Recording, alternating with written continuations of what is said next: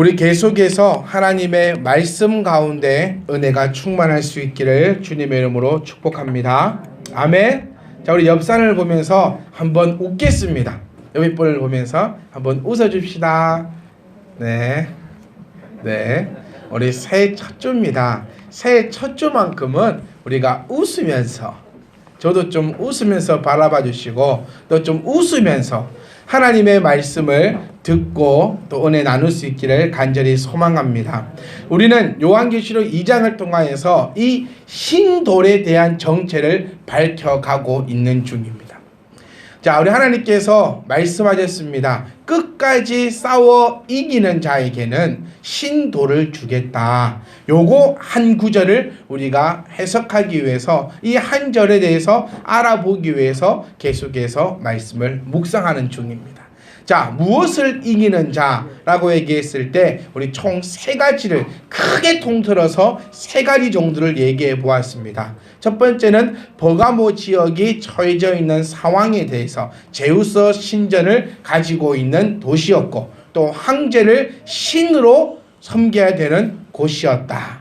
이것이 그들이 처해져 있는 상황이었습니다. 우리가 처해져 있는 상황과 한번 생각해 보셔야 합니다. 어쩔 수 없다라는 말을 우리는 참 많이 사용합니다. 어쩔 수 없다. 그런데 그 어쩔 수 없는 것까지도 하나님께서는 싸워 이기라라고 우리에게 명령하고 계시다는 겁니다. 제우스 신전에 절하지 않는 것, 절하는 것이 맞습니다. 요 문화에서는. 그리고 절하지 않는다면 어쩌면 죽을 수도 있다는데 어쩔 수 없습니다라고 충분히 얘기할 수 있지만 이 하나님께서는 명령하시는 겁니다. 말씀은 타협이 아닙니다. 말씀은 타협이 아니고 말씀은 계약도 아니고 말씀은 하나님의 백성들에게 하시는 하나님의 명령임을 기억할 수 있기를 소망합니다. 그래서 타협이 아닙니다. 어쩔 수 없습니다라는 말이 통하지 않습니다. 어쩔 수 없습니다라고 말하는 자에게 우리 하나님께서는 이렇게 말씀하십니다. 차라리 죽어라.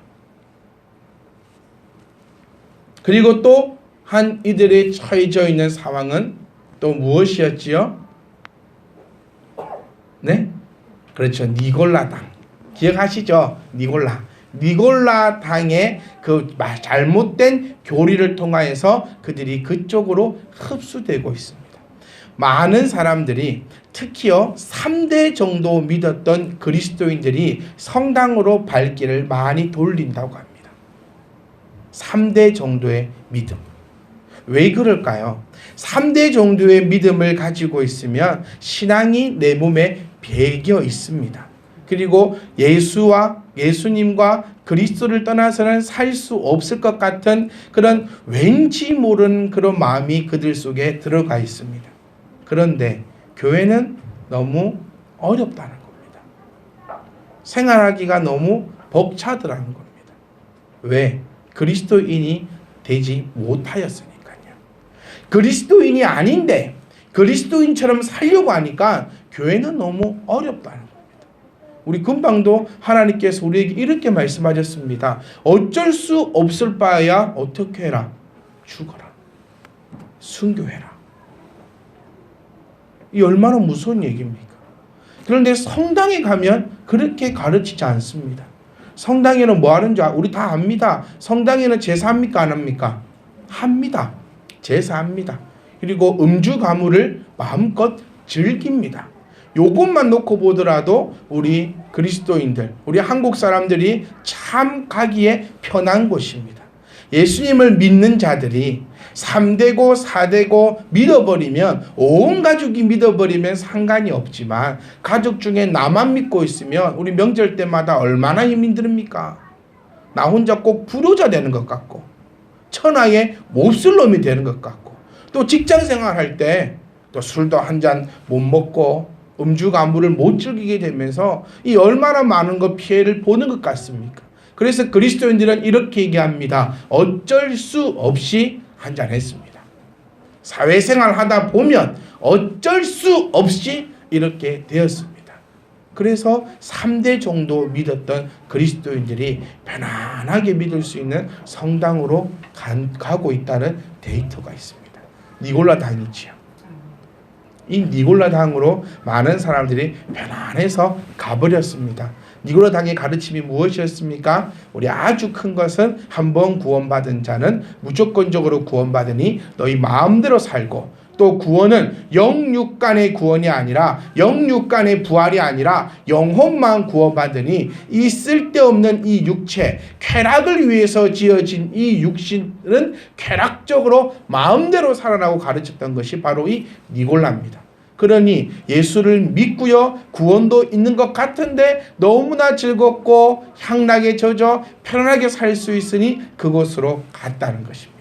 왜 그럴까요? 제대로 된 말씀, 제대로 된 가르침을 받지 못하였기 때문입니다. 이런 자를 향하여서, 이런 사회에 있는 사회에서, 이런 속에 속해 있는 우리들에게 하나님께서는 끝까지 이기라라고 말씀하시면서 이기는 자에게 흰 돌을 주겠다라고 말씀을 하셨다는 겁니다. 성경에 얼마나 많은 복들이 적혀 있는지 아십니까? 어마어마한 하나님께서 약속하신 그 복들이 쓰여져 있습니다. 그런데 우리는 받고 있습니까? 주겠다는데 왜 못 받습니까? 여러분, 마트를 가다가요, 줄을 쫙 서 있습니다. 그럼 나도 몰래 줄 서 본 적 없습니까? 저는 몇 번 있습니다. 가는데 줄 쫙 서 있어요. 나도 모르게 카트를 끌고 줄을 서가지고 앞에 아줌마한테 물어요. 이 줄이 무슨 줄이에요? 그러니까 줄을 서면 뭔가 왠지 싸게 좋은 거를 받을 것 같아서 나도 모르게 줄을 서고 있는데, 왜 하나님의 것은 아무도 받아가려고 줄 서지 않냐는 겁니다. 오늘도 하나님이 흰 돌을 주겠다. 뭐 하는 자? 이기는 자. 여러분, 십자가에 못 박힌 자가 누굽니까? 예수 그리스도입니다. 은소에게 물었습니다. 오늘 아침에 십자가에 못 박힌 자가 누구냐? 김기아 목사님. 김기아 목사님이 십자가에 못 박히셨대요. 여러분, 다 웃었습니다. 그런데 하나님 보시기에 우리 보면 이렇게 우습다는 겁니다. 은서나 우리나 별반 다를 거 없어요. 우리는 그건 알고 있습니다. 십자가에 못 박히신 자는 김기아 목사님이 아니고 예수 그리스도라는 거. 그리고 또 뭐요? 우리는 요리도 요 정도인데 아이들은 배우기에 즐거워합니다. 배우고 싶어합니다. 그리고 가르치면 그대로 받아갑니다.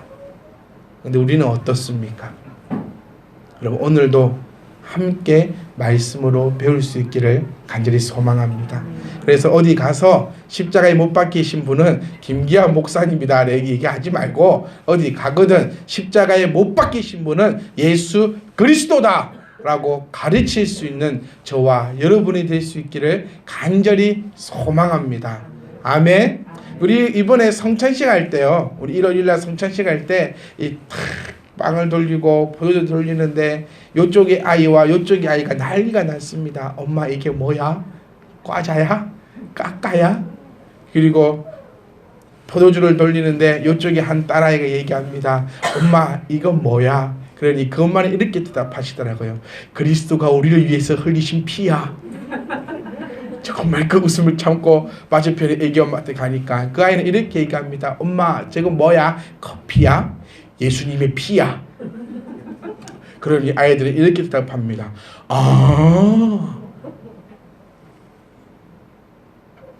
아는 자에게만 그것이 보입니다. 모르는 자에게는 그것이 과자처럼 보이고, 모르는 자에게는 그것이 커피처럼 보입니다. 우리는 알고 있으니까 예수님의 몸처럼 보이고 예수님의 피처럼 보이는 겁니다. 실제로 이게 피입니까? 아닙니다. 근데 그 아이에게는 피라 가르쳐요. 저 그걸 들으면서 밤새 생각하면서 이게 맞는 가르침도 아닌데, 그러다가 또 틀린 가르침도 아니거든요. 그런데 이것을 피라고 가르치면 되나? 그럼 이 아이는 이제 만약에 피를 흘리게 되면 혹시 받아 맞히지 않을까? 그리스도의 피인가 아닌가 애매해지니까 우리는 이번 한 해는 애매하지 말고 확실하게 정말 이게 피는 피인데 진짜 피는 아니고 이 피가 우리가 공부했던 바대로 어떤 것이었죠? 영적 임재서를 이야기할 수 있는 그런 복되고 거룩한 성도님들의 심령이 될 수 있기를 소망합니다. 자, 돌이다. 또 우리가 뭐라 했습니까? 돌은 우리 메소포타미아, 고대 메소포타미아 지역과 또 고대 히브리인들이 가지고 있는 생각에는 돌이 가지고 있는 속성과 하나님이 가지고 계신 속성이 같기 때문에 바위는 영혼성을 가지고 있기 때문에 하나님과 마찬가지다 생각을 했고, 그래서 성경을 볼 때 바위나 돌로 표현되고 있으면 그것을 하나님처럼 이야기를 했다라고 우리 지난주까지 한번 바라보았습니다. 그래서 다윗이 어디에 숨는다? 바위 위에 숨고, 우리가 맹세를 하더라도 바위 사이를 다녔습니다.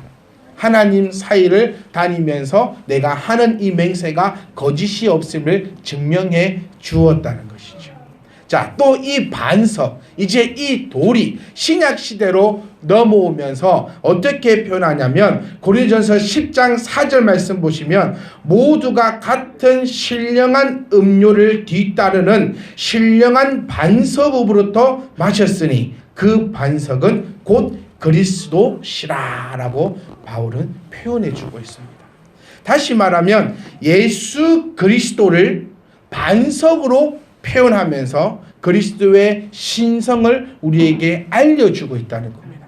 특히 고린도전서 10장 4절 금방 읽어드렸던 말씀은 신령한 음료를 뒤따르는 신령한 반석. 여러분 머릿속에 뭐가 딱 떠오릅니까? 출애굽할 때에 그 반석이 떠오른다는 겁니다. 하나님으로부터 하나님의 은혜가 나왔다. 하나님으로부터 하나님의 은혜가 나왔다. 여기서 뭐가 딱 떠오르십니까? 출애굽기 여정에서도 그리스도가 벌써 예언되고 표현되고 나타났다는 것이죠. 반석을 쳤다. 하나님을 내려쳤다. 하나님께로부터 뭐가 나왔다? 하나님의 은혜. 물이 의미하는 것이 은혜라고 우리는 나누었습니다. 하나님으로부터 하나님의 은혜가 나왔다. 하나님으로부터 그리스도가 나왔다. 그리스도로부터 하나님의 은혜로 우리가 구원받았음을 우리에게 확증하고 있음을 우리가 이 말씀을 통하여서 바라볼 수 있기를 간절히 소망합니다. 베드로전서 2장 4절 말씀에게는 이런 말씀이 있습니다. 사람에게는 버림바 되었으나 하나님께서 택하심을 입은 보배로운 산돌이신 예수께 나아가 너희도 산돌같이 신령한 집으로 세워지고 예수 그리스도로 말미암아 하나님이 기쁘게 받으실 신령한 제사를 드릴 거룩한 제사장이 될지니라. 한번 얘기해 봅시다. 그리스도가 살아있는 돌이 되었습니다. 살아있는 돌. 그러니까 그리스도가 하나님이시라는 거죠. 이 그리스도로부터 누가 나왔다? 우리가 나왔다는 겁니다. 다시 말하면 그리스도 안에 있는 우리들은 그리스도인으로서 우리 또한 뭐가 되어야 한다? 돌이 되어야 되고 반석이 된다는 겁니다. 주님께서는 베드로에게 이렇게 말씀하십니다. 내가 네 반석 위에 내 집을 짓겠노라. 우리 참빛 희망 교회가 나라는 반석 위에 든든히 서 나갈 수 있기를 간절히 소망합니다. 다시 한번 얘기해 보면 예수님은 살아계신 하나님이시다라는 것을 베드로는 이야기해 주고 있습니다. 돌에 비유하여서 예수님은 살아계신 하나님이시다. 즉 예수님이 하나님이심을 그의 신성을 돌로 표현했고 그리고 그분께 나오는 사람들은 그분의 성정을 그대로 본받아서 예수 그리스도와 함께 살아있는 성전이 되어 간다라는 이 깊은 깨달음을 우리에게 주고 있다는 겁니다. 다시 한번 설명해 봅시다. 돌, 반석, 바위는 하나님이신데 그 하나님이신 그리스도께서 산돌이 되어 이 땅에 오셨고 이 돌을 속에서 나오는 이 살아있는 산돌 속에서 흘러나오는 우리들은 예수 그리스도의 성정을 본받아서 내가 뭐가 되어야 된다? 성전이 되어야 한다는 것을 베드로 전서를 통하여서 이야기해 주고 있다는 겁니다. 우리 문화에 있어서 돌은 기분 나쁩니다. 이 돌아 기분 나쁩니다. 그런데 이 히브리인들 유대인들의 개념에서 돌이라는 말은 너무너무나 복된 말이라는 것입니다. 여러분 이제 알 수 있지 않겠습니까? 이 돌이 의미하는 바, 이 바위가 의미하는 바, 이 반석이 의미하는 바. 다시 말하면 내가 누구다? 내가 돌이다. 이 돌이 뭐다? 하나님의 신성을 가진 자들이다. 그래서 내가 뭐다? 내가 성전임을 다시 한 번 더 이야기해 주고 있다는 것입니다. 그래서 여러분과 저는 다 돌들입니다. 옆 사람과 인사할까요? 돌아. 그러니까 이 말이 이제 더 이상 우리가 기분 돌 대가리야. 얼마나 아름다운 말입니까? 돌 대가리야. 정말 그리스도의 머리야. 그런 말일 수도 있지만 하여튼 우리 문화에서는 그렇게 얘기하면 안 됩니다. 오늘 내일 직장 가셔가지고 부장님에게 돌부장님 나 교회에서 들었는데 이렇게 하면 안 됩니다. 그 문화와 그것들은 가지고 있기 때문입니다. 자, 여기까지만 우리 한번 살펴보면 이제 돌이 의미하는 바를 우리가 조금은 알 것 같습니다. 그런데 성경에 보시면 신돌을 너희에게 주겠다라는 것입니다. 견디고 승리하는 자에게는 흰돌을 주겠다. 다시 말하면 흰돌을 주겠다는 것은 하나님의 백성으로 인정하겠다는 겁니다. 좀 무슨 얘기 아닙니까? 우린 지금 하나님의 백성이라고 생각하고 있습니다. 우리 모두는 하나님의 백성입니다. 그런 자들에게 하나님께서 다시 말씀하십니다. 이기고 견디고 승리하는 자에게 흰돌을 주겠다. 여러분 가운데 하나님께서 말씀해 주십니다. 너희 모두에게 흰돌을 주겠다가 아니고 견디고 승리하는 자에게 흰돌을 주겠다. 견디고 승리할 수 있기를 간절히 소망합니다. 저와 여러분들은 이 흰돌을 받기에 부족함이 없는 넉넉하게 받을 수 있는 저와 여러분이 될 수 있기를 간절히 소망합니다. 여러분 견디셔야 합니다. 그리고 그 견딤을 통하여서 이기고 승리할 수 있기를 간절히 소망합니다. 시편 51편 7편 말씀을 보시면 흰색의 의미에 대해서 말해주고 있습니다. 흰돌을 주겠다는 것은 순결함과 기쁨을 상징하고 있습니다. 다시 한번 얘기해 보면요. 견디고 승리하는 자에게는 하나님의 백성으로 인정한다. 즉 구원함을 너희에게 허락하겠는데 그 돌은 그냥 돌이 아니라 흰돌이다. 다시 말하면 순결함과 기쁨으로 너희에게 함께 하겠다라는 것을 우리에게 표현해 주고 있음을 깨달을 수 있기를 소망합니다. 그리고 이 흰돌에게 이름을 새겨주겠다라고 표현되어 있습니다. 우리가 완전히 돌과 연합되었다는 것을 의미하고 있습니다. 이 돌에 이름을 새겨주겠다. 이 이름을 받는 자만 알 수 있다. 다시 말하면 이 흰돌에는 누구의 이름이 적혀 있는다? 내 이름이 적혀 있다는 겁니다. 자, 견디고 승리하는 자에게는 기쁨과 순결함의 돌을 주겠는데 그 돌을 줌은 하나님과 하나님의 백성이 되었다는 것을 의미하고 있고 그 흰돌에는 우리의 이름이 적혀 있는데 그 흰돌의 이름은 돌과 예수님과 연합되었다는 것을 의미한다라고 표현할 수 있습니다. 여러분 표정을 보니 이게 뭔 말인고 지금 뭐라 하고 있나 라고 하시는 표정 같아요. 다시 말해보고 또 조금 더 쉽게 해봅시다. 자, 이기고 승리하는 자 내가 처해진 상황이나 내 문화나 어쩔 수 없는 상황이나 그렇게 어려운 상황에서도 끝까지 이 그리스도의 복음, 이 그리스도의 능력, 그리스도를 따르는 이 길, 그리스도의 이 행위들, 그리스도의 이 아름다운 복음의 본질들을 가지고 있는 자에게 하나님께서는 흰 돌을 주겠다라고 표현하고 있다. 다시 말하면 이기고 승리하는 자, 끝까지 주를 떠나지 않는 자는 하나님의 백성으로 내가 드디어 인정하겠다. 그리고 그 돌 위에 이름을 새긴다는 것은 우리가 완전히 예수님과 연합되었음을 의미하고 있고, 또한 새로운 이름을 받게 되므로 새로운 인격과 본질을 갖고 소속이 변했다는 것을 의미할 수 있다는 겁니다. 자, 흰 돌을 주는데 그 흰 돌에는 어떤 이름이 적혀 있는지 몰라요. 그리고 그것을 성경에서 뭐라고 표현합니까? 받는 자만 알 수 있다. 그 돌에는 어떠한 이름이 적혀 있겠죠. 그 이름이 바로 나의 이름인데, 그것은 완전히 새로운 이름을 받게 될 것이고 완전히 변화된 삶으로 나아갈 것이다 라는 것을 우리에게 일깨워 주고 있습니다.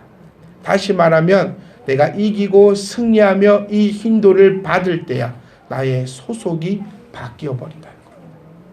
예전에는 세상의 소속에 포함되어 있었다면 이제부터는 하나님의 소속된 사람으로 변화되어 진다는 겁니다. 바로 이렇게 소속이 변한 사람들이 모여 있는 곳이 교회입니다. 여러분의 소속이 변화되어 있지 못하다면, 여러분의 생각이 바꾸어지지 않고 있다면, 여전히 이기지 못하고 승리하지 못하고 어쩔 수 없다라는 그 이유만으로 내가 그것들에게 굴복하고 있다면 여러분이 모인 이곳은 교회일 리가 없습니다. 다시 말해보면 우리가 소속이 변해였다면, 우리가 완전체로 완성되었다면, 그리스도 안에 우리가 합한 자 되었다면 이곳이 교회일 것이라는 겁니다. 깨달아지십니까? 조금 더 쉽게 해볼까요? 자, 여러분 표정을 보니까 어렵네. 자, 그러면 이제 우리 흰 돌을 머릿속에 지워봅시다. 자, 그리고 그 속에 있는 이름도 한번 지워봅시다. 그리고 요 말씀만을 가져가면 될 것 같습니다. 내가 주님 안에서 떠나지 않는다면, 그곳이 어디든지 간에, 그곳이 어떻든 간에, 내 상황이 어쨌든 간에 내가 하나님의 말씀을 벗어나지 않는다면 하나님께서는 나를 하나님의 백성으로 인정해 주실 겁니다. 그리고 그 하나님의 백성으로 인정된 우리에게는 기쁨과 순결함의 은혜를 날마다 더해 주실 것입니다. 아멘. 그럼 그렇다면 우리는 완전히 그리스도와 연합된 자일 것이고, 그렇다면 우리는 소속이 완전히 바뀌어져 있을 자로서 그런 우리들이 모인 이곳이 바로 교회요, 바로 이곳이 천국이다라는 것을 말씀해 주고 있다는 것입니다. 이제 조금 이해되신 것 같아요. 자, 흰 돌이 나오고 이것이 무엇을 의미하고 있는가라고 하니까 머리가 빽빽빽 도신 것 같은데, 결론은 요겁니다. 나를 사랑하는 자, 내가 끝까지 너희를 사랑하리라. 나를 믿고 따르는 자, 내가 끝까지 책임지리라. 어떤 순간에도 나를 놓지 않는 자, 나 또한 어떤 순간에도 너를 놓지 않음은 물론이거니와 너에게 기쁨을 허락하겠으며, 또 그런 자들이 모인 곳이 참빛 희망교회가 될 줄 믿는다 라는 말씀이 오늘 좀 어렵게 돌아갔지만 바로 이 본문의 말씀이라는 겁니다. 그래서 저와 여러분들은 이 흰돌을 다 받아 누릴 수 있는 거룩하고 복된 신앙인이 될 수 있기를 간절히 소망합니다. 교회에 앉아있다고 해서 다 흰돌 준다고 말씀하지 않으셨습니다. 지금 이 본문의 말씀은 분명히 믿는 우리들에게 해주고 있는 말씀입니다. 믿는 우리들 모두에게 주신다 하면 너희들 모두에게 흰 돌을 주마라고 말씀을 하셔야 하지만 분명히 그렇게 말씀하시지 않으시고 이기는 자, 뒤 있는 자는 성령이 교회들에게 하시는 말씀을 들을지어다. 그러니까 귀 없는 자도 앉아있다는 소리입니다. 귀 없는 자는 성령이 하시는 말씀을 들을 수가 없다는 것입니다. 성령이 하시는 말씀을 들으라. 즉 사람 말이 아니고 하나님께서 우리에게 친히 주시는 말씀인데 이기는 그에게는 내가 감추었던 만나를 주고 그에게는 내가 흰 돌을 줄 터인데 그 흰 돌에는 이름이 적혀 있고 그 돌을 받는 자만 그 이름을 볼 수 있을 것이다. 여러분 흰 돌을 받아서 그곳에 적혀있는 이름을 확인할 수 있기를 간절히 소망합니다.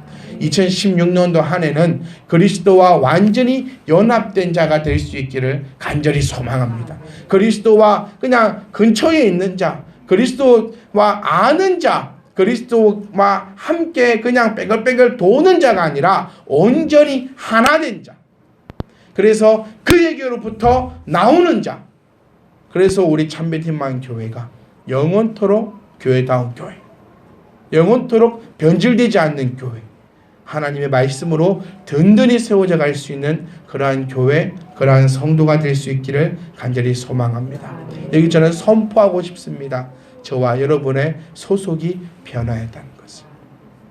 예전에는 우리 작년에는 세상에 속한 자라여서 세상에서 기쁨을 얻었고요. 세상에 속한 자라서 세상 때문에 슬펐고요. 세상에 속한 자라서 세상 만족함을 따라 나는 다녔지만 이제는 이 모든 것을 이기고 견딘 나는 이제 그리스도에 속한 자가 되어 그리스도 때문에 기뻐하시고 그리스도 때문에 평안을 누리시고 그리스도 안에서의 그런 삶으로 영휘해 나갈 수 있기를 간절히 소망합니다. 사랑하는 성도 여러분, 그러한 자가 모인 이곳이 천국입니다. 아멘. 우리 교회가 천국입니다. 왜냐하면 그리스도 안에서부터 흘러나온 우리들이 있기 때문에 우리가 천국임을 기억하시고 2016년도 함께 나갈 수 있기를 소망합니다. 흰 돌을 가지고 함께 나아갑시다. 견딥시다. 이깁시다. 굴복하지 맙시다. 그것이 하나님의 길이 아니라면 그것이 아무리 좋아 보이더라도 가지 맙시다. 이것이 너무너무나 힘들다 할지라도 그것이 하나님의 길이면 갑시다. 그러면 하나님이 기쁨과 순전함을 가지고 우리에게 찾아오실 겁니다. 그리고 우리를 붙잡아 주실 겁니다. 우리를 이끌어 주실 겁니다. 우리를 책임져 주실 겁니다. 그러면 우리 인생은 아무런 염려와 문제 없이 흰 돌을 붙잡고 나아갈 것입니다.